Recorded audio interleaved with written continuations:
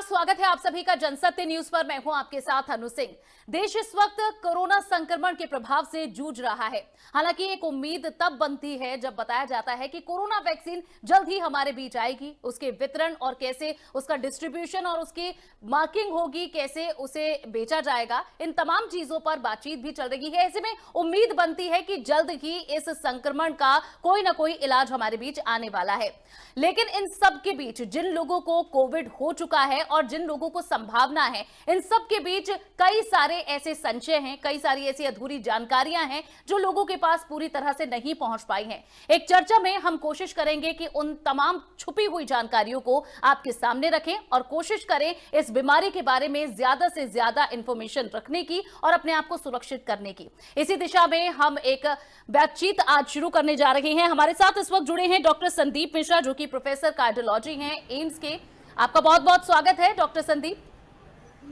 नमस्कार डॉक्टर संदीप, सबसे पहले मैं आपसे यही जानना चाहती हूं कि सबसे पहले हमें डर ये था कि ये वायरस कहीं हमारी बॉडी में प्रवेश ना कर जाए। बहुत लोगों को, क्योंकि अब ये वायरस हो चुका है, कोविड-19 की बीमारी हो चुकी है, अब डर ये है कि उसके बाद जो पोस्ट इफेक्ट है इस बीमारी के, वो काफी परेशान कर रहे हैं। तो जो कोविड-19 के पोस्ट इफेक्ट्स हैं, सबसे पहले उनके बारे में बताइए। क्या जिन लोगों को कोविड हो चुका है उन्हें निश्चिंत हो जाना चाहिए अगले 3 महीने के लिए, या फिर खतरा अभी भी उनके आसपास है? जी, ये बहुत अच्छा सवाल आपने किया और आई थिंक यही बर्निंग इशू है इस समय। कोविड और एक जो नॉर्मल फ्लू है, जो हम जानते हैं नॉर्मल फ्लू, उसमें कुछ फर्क है। फर्क यह है कि फ्लू में जो भी बीमारी होती है कुछ समय के लिए होती है, उसके बाद जब फ्लू चला जाता है तो हम पूरी तरह से रिकवर हो जाते हैं। लेकिन कोविड में ये पाया गया है कि कुछ परमानेंट डैमेज हो जाता है काफी सारे मरीजों में। तो उस समय तो ऐसा लगता है कि रिकवर हो गए हैं, क्योंकि जब बीमारी होती है तो आप टोटल बेड रेस्ट पे रहते हैं, कम एक्टिविटी करते हैं, तो उस समय तो लगता है कि सब ठीक है।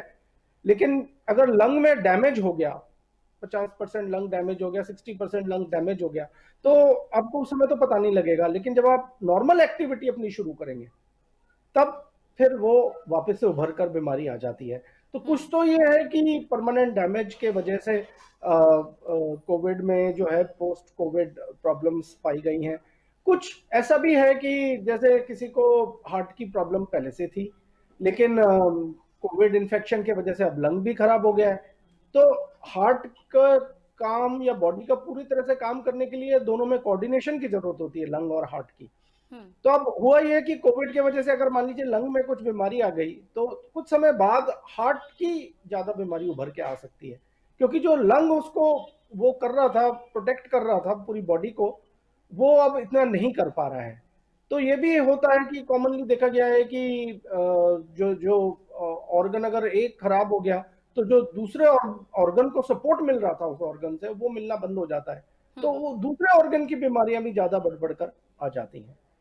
तीसरा ये भी है कि कभी कभी क्या होता है कि कुछ ऑर्गन में बीमारी परसिस्ट करती है, पूरी तरह से ठीक नहीं होती। जैसे हार्ट के मामले में कुछ लोगों को कोविड के समय तो सिम्टम ही नहीं आते, उनको पता ही नहीं लगता कि हमारा हार्ट भी अफेक्ट हो गया है कोविड के वजह से, और वो घर चले जाते हैं ये सोचकर कि चलो हमारा लंग में कुछ प्रॉब्लम थी, वो तो ज्यादातर ठीक हो गई, अब हम ठीक है। तो वो अपनी ज्यादा एक्टिविटी शुरू कर देते हैं और फिर सडनली उनको पता लगता है कि यह तो हार्ट भी खराब हो गया था, जो शायद कोविड के दौरान उसकी इतनी जांच नहीं हुई क्योंकि उतने सिम्टम्स नहीं थे। क्योंकि मेन फोकस उस समय लंग्स पे था। तो ये है। और फिर चौथी चीज ये भी है कि दूसरी बार भी कोविड इन्फेक्शन हो सकता है, और कुछ लोगों में हमने देखा है कि जिनको दूसरी बार कोविड इन्फेक्शन हुआ उनको और ज्यादा लंग्स में या हार्ट में बीमारी पहले से भी ज्यादा हुई। तो ये मेरे ख्याल से 4-5 वजह हैं जिन वजह से ये हो सकता है। इम्पोर्टेंट बात मेरे राय में ये है कि कोविड के बाद एकदम ये नहीं समझ लेना चाहिए कि हम बिल्कुल ठीक हो गए हैं।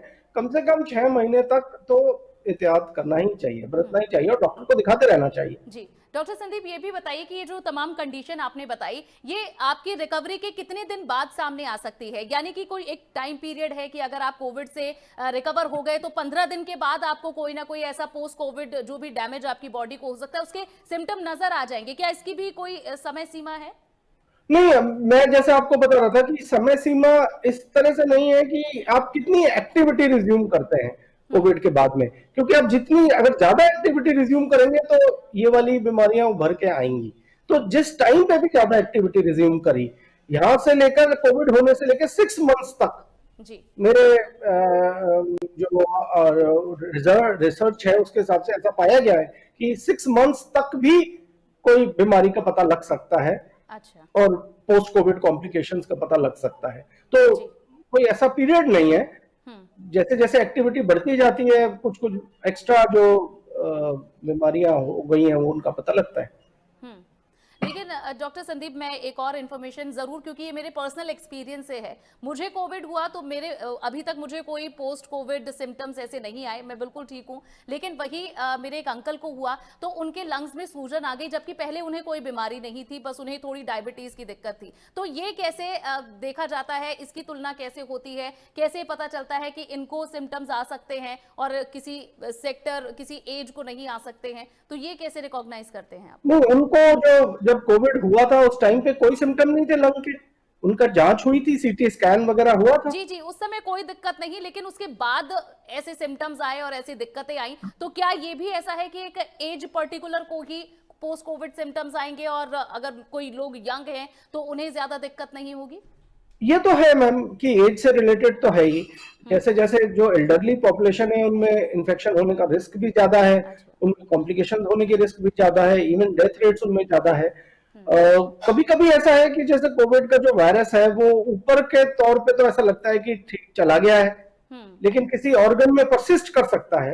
और आपको एक और इम्पोर्टेंट बात मैं बताना चाहूंगा कि जो वायरस के वजह से प्रॉब्लम जो होती है वो इतनी ज्यादा नहीं होती, वायरस के खिलाफ जो इम्यूनिटी डेवलप होती है वो ज्यादा प्रॉब्लम करती है।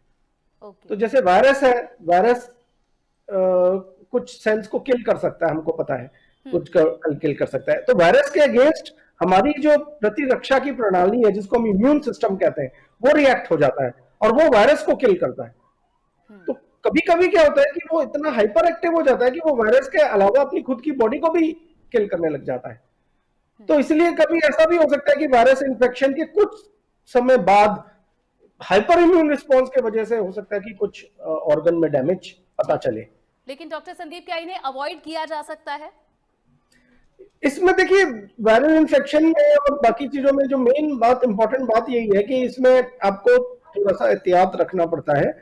और दो चीजें जो है इंपॉर्टेंट हैं, एक तो ये है कि बहुत एक्स्ट्रा एक्टिविटी नहीं शुरू करनी चाहिए। अब क्लियर रिकमेंडेशंस हैं कि 6 मंथ्स तक कोई भी हैवी एक्सर्शन या कोई ऐसा बिल्कुल ये ना मान लेना चाहिए कि हम बिल्कुल नॉर्मल हो गए और अपने पूरे फुल फ्लेजेड काम पे, मतलब अगर आपका काम बहुत ज्यादा मेहनत का है तो उसमें वापस शरीक होने से थोड़ा सा बचना चाहिए, थोड़ा सा ध्यान रखना चाहिए कि बहुत ज्यादा एक्टिविटी ना करें इस पीरियड में, नंबर 1। नंबर 2 ये है कि जांच कराते रहें। जैसा आप बता रहे हैं उस समय नहीं पता लगा, हो सकता है एंड में उनको थोड़ा लंग में प्रॉब्लम हो, इतनी ज्यादा नहीं थी, मिस हो गई, ये सोचा गया कि ठीक है हम घर चले गए, लेकिन वो धीरे धीरे बढ़ गई। तो आपको जो है पीरियोडिकली चेकअप जरूर कराते रहना चाहिए, लंग्स का भी, हार्ट का भी, और जो भी और ऑर्गन है उनका। मतलब आपका चेकअप जो है डॉक्टर के साथ में एक चेकअप का प्लान होना चाहिए कोविड के इन्फेक्शन के होने के बाद में। क्या डॉक्टर संदीप, क्योंकि अब बहुत बड़ी तादाद में लोगों को ये कोविड-19 बीमारी हुई है, इसके बाद जब ये पूरा सेटअप, जब एक तरह से वैक्सीन बन जाएगी और ये थोड़ी बीते जमाने की बात हो जाएगी, क्या उसके बाद भी आपको लगता है कि जैसे हम अपनी हेल्थ की हिस्ट्री मेंटेन करते हैं और जब डॉक्टर के पास जाते हैं तो बताते हैं कि हमें ये हेरिडिटरी बीमारी है, तो क्या लोगों को ये भी मेंशन आगे भविष्य में करना पड़ेगा कि उन्हें कभी कोविड-19 भी हुआ था और उस तरह से उनका इलाज आगे परस्यू किया जाएगा? क्या ये इस तरह की बीमारी बन सकती है लोगों के लिए? नहीं, ऐसा तो नहीं है। ये है कि जैसे बाकी बीमारियां हो, किसी को मलेरिया हुआ, किसी को कुछ हुआ, पहले जैसे मीजल्स हो जाता था, टॉन्सिल्स हो जाते थे, उसमें भी कुछ प्रॉब्लम होती थी, तो उसी तरह की ये बीमारी होगी कि पहले एक बार इस तरह का इन्फेक्शन हुआ था, मीजल्स हुआ था या चिकन पॉक्स हुआ था, अगर उसके वजह से कोई ऑर्गन डैमेज हो गया तो वो ऑर्गन डैमेज की बात तो फिर ऑर्गन डैमेज है, फिर वो तो डिस्कस करना ही पड़ेगा कि अगर किसी का लंग किसी भी वजह से खराब हो जाता है, कोविड नहीं किसी भी वजह से खराब हो जाता है, तो जब भी आगे की तरफ डॉक्टर को दिखाएंगे या कोई और आगे का मेडिकल मुआयना होगा या और कोई डिस्कशन होगा, तो ये तो बताना ही पड़ेगा कि भाई हमारा लंग जो है वो कोविड की वजह से कुछ पार्ट परमानेंटली डैमेज्ड है, या हमारा हार्ट का फंक्शन ड्रॉप हो गया है कोविड के वजह से और वो ड्रॉप ही है, तो ये बात तो बतानी पड़ेगी। अगर मतलब कहने का मतलब ये कि अगर कोविड से कोई कॉम्प्लिकेशन हो गई है और वो परमानेंट नेचर की कॉम्प्लिकेशन है, तो उसके बारे में तो बताना पड़ेगा। लेकिन सिर्फ महज कोविड होना तो एक वायरल इन्फेक्शन है, हजारों वायरल इन्फेक्शन होते हैं, लिवर के भी वायरल इन्फेक्शन हो जाते हैं। कभी बचपन में जॉन्डिस हुआ था तो हुआ था, लेकिन कभी कभी जॉन्डिस ऐसा होता है कि वो लिवर को परमानेंट डैमेज करता है, तो वो फिर डिस्कस करना पड़ता है, जिसको हम क्रोनिक एक्टिव हेपेटाइटिस कहते हैं। वो अगर कभी हो जाता है तो वो फिर एक अलग बात है, अदरवाइज जॉन्डिस होना तो बहुतों को हो जाता है। किस वजह से जॉन्डिस हुआ, किस तरह का हुआ, वो एक अलग चीज है। ऐसे ही कोविड में होगा कि इन्फेक्शन होना तो कोई बड़ी बात नहीं है, हो सकता है 10-20% पॉपुलेशन को हो भी जाए, लेकिन उसके वजह से कोई परमानेंट नुकसान हुआ, वो आई थिंक चीज है जिसको कि देखना पड़ेगा। ठीक। और डॉक्टर संदीप, इस बीमारी के बारे में बहुत ज्यादा हालांकि इन्फॉर्मेशन नहीं है, क्योंकि जब डॉक्टर से और रिसर्चर से भी बात होती है तो कहा जाता है नई बीमारी है, तो इसके बारे में अभी रिसर्च ही हो रही है। जो पुरानी फाइंडिंग्स हैं उन्हें भी ओवरकम करती हुई कुछ नई फाइंडिंग्स आ रही हैं, तो कुछ नया इससे जुड़ा हुआ कोई फाइंडिंग आई हो उसके बारे में आप कुछ शेयर करना चाहें इस बीमारी से जुड़ा? देखिए, स्पेशली हार्ट के संदर्भ में, और जैसा आपने पोस्ट कोविड कॉम्प्लिकेशंस के बारे में भी बात करी थी, हार्ट के संदर्भ में एक इंटरेस्टिंग बात पता चली है कि इसमें कोविड इन्फेक्शन के बाद जो ब्लड की क्लॉटिंग की टेंडेंसी जो है वो बढ़ जाती है। अच्छा। और वो हो सकता है कुछ दिन तक बढ़े ही रहे। तो ऐसा भी देखा गया है कि पहले कोविड इन्फेक्शन हुआ और फिर 2 हफ्ते पेशेंट घर चला गया, ठीक रहा, और तीसरे हफ्ते हार्ट अटैक हो गया।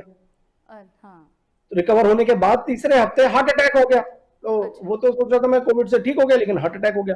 तो वो इसलिए हो जाता है कि कुछ परमानेंट देखा गया है कि इस बीमारी में अलग वायरल इन्फेक्शन जो बाकी इन्फेक्शन होते हैं, जैसे फ्लू होता है, उनसे एक अलग किस्म का प्रॉब्लम देखी गई है कि ये ब्लड में क्लॉटिंग बढ़ा देता है, तो जिस वजह से हार्ट अटैक या इस किस्म की जो प्रॉब्लम सामने आ सकती है। अच्छा, तो ये एक इंटरेस्टिंग बात पता चली है इसमें। हाँ। दूसरी चीज, जैसे मैंने आपको बताया कि ये साइलेंट भी हो सकता है कि आप जैसे नॉर्मली कोई अगर वायरस किसी चीज को अफेक्ट करता है तो आपको पता लग जाता है कि ये अगर लंग को इफेक्ट करता है तो आपको लगता है निमोनिया हो गया, अगर लिवर को करता है तो आपको लगता है कि जॉन्डिस हो गया, अगर और किसी ऑर्गन को करता है तो आपको पता लग जाता है। इस केस में ऐसा भी देखा गया, हो सकता है कि वो किसी ऑर्गन में साइलेंट रहे, जैसे हार्ट का फंक्शन ड्रॉप हो जाए और आदमी पूरा इलाज करा के निकल जाए और कुछ दिन बाद जब वो अपनी एक्टिविटी शुरू करे तो पता चले तो सांस फूल रही है, और तो वो फिर जाके उसने जांच कराई, देखा फेफड़े तो ठीक है, तो फिर क्या प्रॉब्लम है, फिर पता चला हार्ट कमजोर हो गया था, हार्ट वीक हो गया था। तो इस तरह की जो चीजें, एक दो मेरे ख्याल से चीजें हैं जो कोविड के बारे में इंटरेस्टिंग है और जो अब सामने आई हैं, स्पेशली जो मैंने आपको बताया इंक्रीज क्लॉटिंग जो टेंडेंसी है, और उस वजह से जगह जगह क्लॉट्स बन सकते हैं, वो एक थोड़ी सी इसके साथ असाधारण बात है। ठीक। डॉक्टर संदीप, आपने ये भी बताया कि तकरीबन 6 महीने तक किसी तरह की हार्ड फिजिकल एक्सरसाइज ना की जाए, लेकिन क्या डाइट का भी कुछ खास ख्याल रखना चाहिए ऐसे लोगों को जो कोविड-19 से रिकवर हुए हैं? हाँ, देखिए, एक चीज तो मैं ये कहना चाहूंगा कि जो एक्सरसाइज का मेरा मतलब था कि हैवी एक्सरसाइज नहीं करनी, एक डॉक्टर के साथ से डिस्कस करके एक लिमिटेड एक्सरसाइज और या लिमिटेड एक्टिविटी करना तो जरूरी है, फिजिकल एक्टिविटी। हम ये नहीं कह रहे कि आप बिल्कुल बेड रेस्ट करिए, हम ये कह रहे हैं अपनी फिजिकल एक्टिविटी करिए, एक्सेसिव एक्सर्शन नहीं करना, बस इस पे बात है। दूसरी चीज, जहां तक डाइट का सवाल है, देखिए कोविड जो है, मैंने आपको बताया कि जो उसमें बेसिक प्रॉब्लम है वो ये है कि इम्यूनिटी का इसमें इशू है। वायरस एक इन्फेक्शन है, वायरस जैसे ही अटैक करता है तो बॉडी की खुद की प्रतिरक्षा, जिसको कि हम इम्यून रिस्पॉन्स कहते हैं, वो एक्टिवेट हो जाता है। अब 2 चीजें हो सकती हैं या 3 चीजें हो सकती हैं। एक तो ये हो सकता है कि जो वायरस को इफेक्ट के लिए जो हमारी इम्यून रिस्पॉन्स है वो इनफ नहीं था, तो वायरस पूरे शरीर में फैल जाएगा और डिफरेंट ऑर्गन्स को इफेक्ट करेगा, उनको डिस्ट्रॉय करने की कोशिश करेगा, उससे तरह तरह की बीमारियां सामने आएंगी। दूसरी सिचुएशन ये है कि इम्यून रिस्पॉन्स जो है वो बहुत एक्सेसिव इम्यून रिस्पॉन्स हो गया, कि जितना जरूरत थी उससे जरूरत से ज्यादा हो गया, तो उससे क्या होगा कि वो जो एक्सेसिव इम्यून रिस्पॉन्स होगा, वो इम्यूनिटी जो एक्स्ट्रा इम्यूनिटी, वो ऑटो इम्यूनिटी भी हो सकती है और वो खुद बॉडी के पार्ट्स को डिस्ट्रॉय करना शुरू कर सकती है। तो वो जिसको हम कहते हैं साइटोकाइन स्टॉर्म, ये जो आप पूछ रहे हैं ना कि कोविड की कोई खास बात है, ये साइटोकाइन स्टॉर्म एक नाम की चीज है जो एक्सेसिव इम्यून रिस्पॉन्स है। वो जो है मोस्टली जो डेथ होती है वो साइटोकाइन स्टॉर्म की वजह से होती है। मतलब मजेदार बात यह है कि वायरस से शायद इतनी डेथ नहीं होती जितनी वायरस के अगेंस्ट जो इम्यूनिटी या जो साइटोकाइन स्टॉर्म डेवलप होती है उसके वजह से डेथ होती है। तो ये इसके लिए इंटरेस्टिंग बात है। लेकिन बीच का जो है कि इनफ इम्यूनिटी हो, कि इम्यूनिटी भी है, मतलब आपका जो वायरस के अगेंस्ट हमारी प्रतिरक्षा की प्रणाली भी काम कर रही है और बहुत ज्यादा भी काम नहीं कर रही है, बैलेंस्ड काम कर रही है। तो जो कोविड में जो चीज है जो करी जा सकती है वो है बैलेंस्ड इम्यूनिटी। और अब ये देखा गया है कि काफी सारी चीजें हैं खान पान में जो कि बैलेंस्ड इम्यूनिटी प्रदान कर सकती हैं। जैसे कुछ मिनरल्स है, जिंक हो गया एक एग्जांपल है, और कॉपर है, और ऐसे कुछ तरह के मिनरल्स हैं, कुछ विटामिन हैं, जैसे विटामिन बी कॉम्प्लेक्स के विटामिन हैं वो लोग। तो ये सब विटामिन मिनरल्स जो है अगर सही मात्रा से लिए जाएं खान पान में तो इम्यूनिटी जो है वो बैलेंस्ड रहेगी। हम नहीं चाहते कि हाइपर इम्यूनिटी हो, हम नहीं चाहते कि कम हो इम्यूनिटी, हम चाहते हैं बैलेंस्ड इम्यूनिटी। और वो जो है वो काफी हद तक खान पान पे डिपेंड कर सकती है। तो जो खान पान के विषय ध्यान रखना जरूरी है। जी डॉक्टर संदीप, इसी से जुड़ी हुई एक चीज, आजकल बहुत सारे लोग और कई मेरे जानने वाले भी ये बता चुके हैं कि जब से कोरोना देश में आया है तभी से वो लोग काढ़ा और मल्टीविटामिन के कैप्सूल्स खा रहे हैं, उसके बावजूद भी उन्हें कोविड-19 हो गया। तो इसके पीछे क्या कारण है? वही मैं आपको बता रहा था ना मैम कि देखिए पहली बात तो ये है कि जो ये काढ़ा है और ये चीजें हैं, ये इनके जो हमको इफेक्ट्स है वो अननोन है। ऐसा सोचते हैं कि इनसे इम्यूनिटी बढ़ जाती है। अच्छा। लेकिन बहुत बड़ी हुई इम्यूनिटी भी ठीक नहीं है। जैसे मैंने आपको बताया, हमको बैलेंस्ड इम्यूनिटी चाहिए, हमको इतनी बड़ी हुई इम्यूनिटी भी नहीं चाहिए और हमको इतनी कम इम्यूनिटी भी नहीं चाहिए। तो कुछ लोग अगर मान लीजिए ओवर यूज कर रहे हैं किन्हीं चीजों का तो वो हो सकता है कि इम्यूनिटी हाइपर इम्यूनिटी हो जाए। दूसरी बात ये है कि ये तो बस एक डिफेंस मैकेनिज्म है, ये वायरस के इन्फेक्शन को नहीं रोक सकता। जब वायरस अटैक करेगा उसके अगेंस्ट बॉडी कैसे रिस्पॉन्ड करती है उसमें यूजफुल है। तो काढ़ा पीने से इन्फेक्शन नहीं रुकेगा। इन्फेक्शन तो रुकेगा अगर आप मास्क लगाएंगे, आप सोशल डिस्टेंसिंग करेंगे, आप बाकी चीजें करेंगे तो इन्फेक्शन रुकेगा। काढ़ा पीने से तो बस ये होगा कि इम्यूनिटी बूस्ट अप होगी, और अब कितनी बूस्ट अप होगी वो इंपॉर्टेंट है। अगर एक्सेसिव बूस्ट अप हो गई तो और भी एक नुकसान है। तो इसलिए ये कोई गारंटी नहीं है कि इन्फेक्शन नहीं होगा। आप समझ रहे मेरे कहने का मतलब, क्योंकि इन्फेक्शन तो वायरस अटैक से होता है। जब वायरस अटैक करेगा तो फिर इम्यूनिटी उसके अगेंस्ट काम करेगी। अगर वायरस अटैक ही नहीं करा तो फिर कोई इम्यूनिटी की जरूरत नहीं है। तो बहुत सिंपल और बहुत जरूरी इंफॉर्मेशन ये आपने डॉक्टर संदीप दी है। मैं आखिर में, क्योंकि बातचीत के आखिरी पड़ाव में है, ये आपसे जानना चाहती हूँ क्योंकि वैक्सीन की अब ऐसी चर्चा हो रही है कि कुछ ही हफ्तों में हमारे पास ये मौजूद रहेगी और इसका डिस्ट्रीब्यूशन शुरू हो जाएगा। तो इससे क्या अपडेटेड इंफॉर्मेशन है? क्या वाकई 2-3 हफ्ते में हमारे पास आ जाएगी ये वैक्सीन? इसके बारे में क्या जानकारी है? देखिए ऐसा है कि वैक्सीन पे काम तो बहुत सारी वैक्सीन पे चल रहा है, आपको पता ही होगा। करीब 200 के आसपास वैक्सीन हैं पूरे विश्व भर पे जिन पे कि इस पे काम हो रहा है। और कुछ वैक्सीन एडवांस स्टेज में भी हैं, करीब 30-40 वैक्सीन एडवांस स्टेज पे, मतलब ह्यूमन पे दी जा रही हैं वैक्सीन, देखने के लिए कि उनका क्या प्रभाव होता है। और कुछ करीब 11 वैक्सीन, मतलब 10 वैक्सीन है जिनको की फेज 3 ट्रायल चल रहा है। फेज 3 का मतलब ये है कि आप फाइनल देख रहे हैं कि ये वैक्सीन काम की है कि नहीं है। जी। बहुत सारे लोगों में देख के, मतलब 30,000 40,000 लोगों में देखकर आप फाइनल आप ले रहे हैं अप्रूवल कि हाँ ये वैक्सीन काम की है कि नहीं है। तो जैसा मैंने आपको बताया कि 11 वैक्सीन बहुत एडवांस स्टेज पे है। एक वैक्सीन तो अप्रूवल तक पहुंच गई है। 10 ऐसी हैं जो बहुत जल्दी उनका फाइनल रिजल्ट आने वाला है और वो अप्रूवल लेने वाली है। अच्छा। कुछ का 2-3 का आ गया है फाइनल रिजल्ट, बाकी का इमीडिएट आने वाला है। अब सवाल ये है कि वैक्सीन जो है वो सारी वैक्सीन इक्वल नहीं है। ये एक चीज एक देखनी पड़ेगी। वैक्सीन जो है अभी जो बन रही है वो 3 तरह की वैक्सीन बन रही है। एक वैक्सीन है जो कि हम जेनेटिक मटेरियल से बना रहे हैं, जिसको कहते हैं हम mRNA की वैक्सीन है।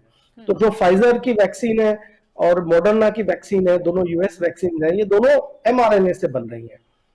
दूसरी तरह की जो वैक्सीन बन रही है वो ये कर रहे हैं कि जो वायरस है वो एक वायरस को बहुत वीक कर देते हैं। बल्कि ह्यूमन नहीं, एक चिंपैंजी का वायरस ले लेते हैं, एडिनो वायरस, उसको बहुत वीक कर देते हैं और उसमें उसको फिर इंजेक्ट करते हैं ह्यूमन बॉडी में, तो वो इतना वीक होता है कि वो इम्यून रिस्पॉन्स तो बनाता है लेकिन बीमारी नहीं कर सकता। अच्छा। तो ये एक दूसरे तरह की वैक्सीन है, जो जो हमारे पास एस्ट्राजेनेका की जो वैक्सीन है और कुछ और वैक्सीन है वो ये वाली है। तीसरी तरह की जो वैक्सीन है वो ये है कि इनएक्टिवेटेड वायरस है, कि आपने वायरस को किल कर दिया और फिर किल करके आपने वो वायरस दिया, तो वो इनएक्टिवेटेड वायरस की वैक्सीन है। अब कॉस्ट में क्या है कि जो किल वैक्सीन है वो सबसे सस्ती है और जो एडिनो वायरस की वैक्सीन है वो उससे थोड़ी महंगी है और जो जेनेटिक मटेरियल से बन रहा है एमआरएनए से वो सबसे महंगी है।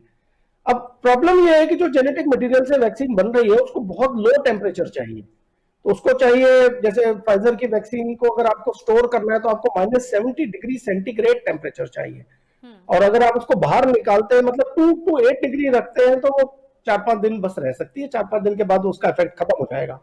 अच्छा। ऐसे ही मॉडर्ना की जो वैक्सीन है उसको -20 पे रखना है और फिर 2 to 5 में उसको करीब 1 महीने तक आप यूज कर सकते हो।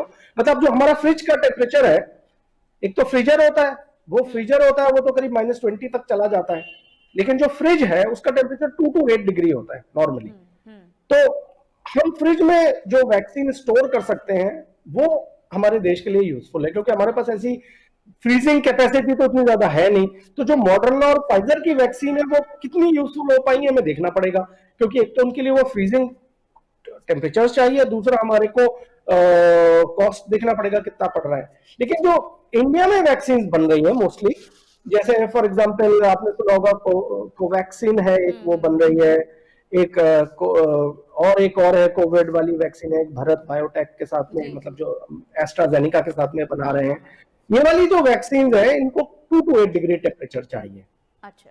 और आप इसको 2 to 8 डिग्री टेम्परेचर पे स्टोर कर सकते हैं फॉर लॉन्ग। एक वैक्सीन को तो आप 2 साल तक स्टोर कर सकते हैं जो बन रही है। तो मतलब मेरे कहने का मतलब ये है कि हमको वैक्सीन के साथ में ये देखना पड़ेगा कि हमारे देश के लिए कौन सी यूजफुल है, हमारे देश के लिए कॉस्ट क्या उनका रहेगा। और गुड न्यूज ये है कि इंडिया जो है वो फोर फ्रंट में है वैक्सीन में, मतलब या तो उसने किसी के साथ कोलैबोरेट कर लिया है, फॉर एग्जांपल एस्ट्रा के साथ में जो ऑक्सफोर्ड की वैक्सीन है, एस्ट्रा की है, वो उसके साथ में हमने कोलैबोरेट कर लिया है, तो उनकी वैक्सीन पे हम प्रयोग कर रहे हैं। ऐसे रशियन वैक्सीन है स्पुतनिक 5, उसके साथ में भी हमने कोलैबोरेट कर लिया है, तो वो भी अपनी ट्रायल कर रहे हैं लखनऊ में। और खुद 2-3 वैक्सीन इंडिया मतलब खुद डेवलप कर रहा है। एक हमारी जाइडस कंपनी है वो एक वैक्सीन डेवलप कर रही है, वो ये एडिनो वायरस वाली वैक्सीन भी डेवलप कर रही है, तो वो भी एक वैक्सीन डेवलप कर रही है, उसमें थोड़ा टाइम लगेगा। लेकिन और एक जो हमारी कंपनी है वो स्पुतनिक, मैंने आपको बताया, वो लेके उस पर टेस्ट चल रहा है। एक खुद बना रहे हैं आईसीएमआर के साथ में, खुद इंडिया में ही वैक्सीन बना रहे हैं और वो भी करीब फेज 3 ट्रायल में एंटर कर चुकी है। और मतलब अनुमान ये है कि दिसंबर एंड तक या जनवरी के बिगिनिंग तक इनके रिजल्ट्स आ जाएंगे वैक्सीन के जो फेज 3 ट्रायल्स के। और अगर वो रिजल्ट पॉजिटिव होते हैं तो इमीडिएटली गवर्नमेंट से परमिशन लेकर, उम्मीद यही है कि मिड फरवरी एंड फरवरी तक हमारे पास लोगों के लिए वैक्सीन अवेलेबल होगी, जनरल लोगों के लिए। इसी के साथ बहुत बहुत शुक्रिया, क्योंकि एक अच्छी और पॉजिटिव और एक होपफुल स्टेटमेंट के साथ ही हम इस बातचीत को विराम दे रहे हैं। डॉक्टर संदीप, बहुत सारी इंफॉर्मेशन आपसे मिली है और एक अच्छी खबर भी आपसे मिल गई कि फरवरी एंड तक हमारे पास वैक्सीन पूरी तरह से उपलब्ध होगी, ऐसी उम्मीद है। जी, तो धन्यवाद आपका डॉक्टर संदीप, जनसत्य न्यूज से बात करने के लिए बहुत बहुत शुक्रिया। Thank you. तो ये थे डॉक्टर संदीप मिश्रा, जिन्होंने पूरी डिटेल में बताया है कि अगर आप कोविड-19 से रिकवर हो चुके हैं, उसके बावजूद किन बातों का एहतियात बरतने की जरूरत है। अभी भी खतरा आपके आसपास है, इसलिए संभल कर रहने की जरूरत है। कुछ बातों का ध्यान रखेंगे तो जीवन अच्छा रहेगा। और फरवरी के बाद वैक्सीन आने की भी उम्मीद जताई है, तो ऐसे में जहां जल्द ही एक गुड न्यूज मिलने वाली है, लेकिन फिर भी अपना ख्याल रखना छोड़ना नहीं है। इसी के साथ इस चर्चा में फिलहाल के लिए बस इतना ही। नमस्कार।